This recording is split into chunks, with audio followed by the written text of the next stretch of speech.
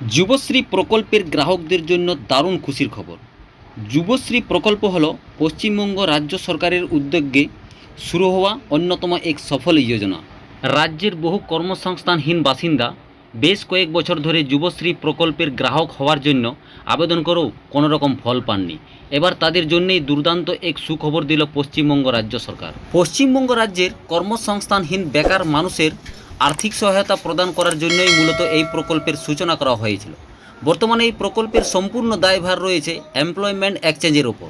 লোকসভা নির্বাচনের কারণে বেশ কয়েক মাস ধরে যুবশ্রী প্রকল্পের সমস্ত কার্য প্রক্রিয়া বন্ধ ছিল। ইতিমধ্যে লোকসভা নির্বাচন শেষ হয়েছে এবং ফলাফলও বেরিয়ে গিয়েছে। তাই খুব তাড়াতাড়ি যুবশ্রী প্রকল্পের বিষয়ে দারুণ এক সুখবর জানানো হয়েছে এমপ্লয়মেন্ট এক্সচেঞ্জের অফিসিয়াল ওয়েবসাইট থেকে।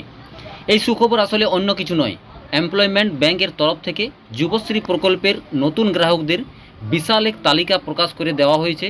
কয়েক হাজার নাম রয়েছে সেই তালিকায়। আর এই যুবশ্রী তালিকায় যাদের নাম রয়েছে, উপযুক্ত ডকুমেন্ট সাবমিট করলে মাসে 1500 টাকা করে পাওয়া যাবে।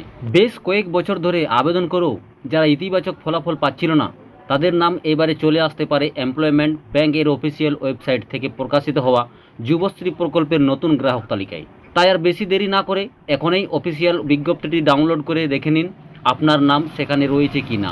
কী করে আপনি গ্রাহকদের নতুন তালিকা দেখবেন?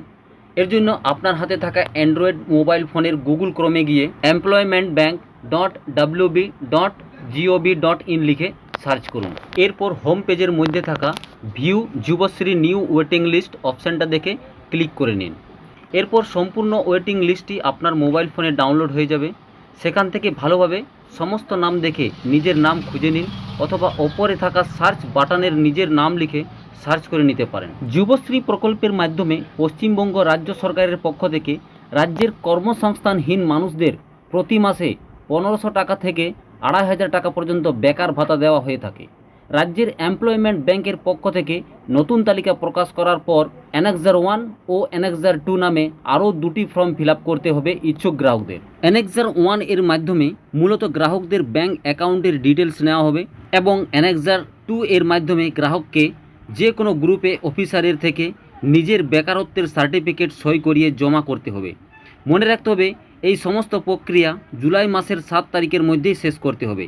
আপনার নাম তালিকায় এসে থাকলে এর পরবর্তী ধাপে যাওয়ার জন্য এমপ্লয়মেন্ট ব্যাংকের অফিসিয়াল ওয়েবসাইট যে রয়েছে তার উপর চোখ রাখতে হবে, বা আমার চ্যানেলের ভিডিওর মাধ্যমে জানতে চাইলে আমার এই চ্যানেলটিকে সাবস্ক্রাইব করে উপরে যে বেল আইকনটি রয়েছে তার উপর ক্লিক করে অল নোটিফিকেশান অন করে রাখবেন।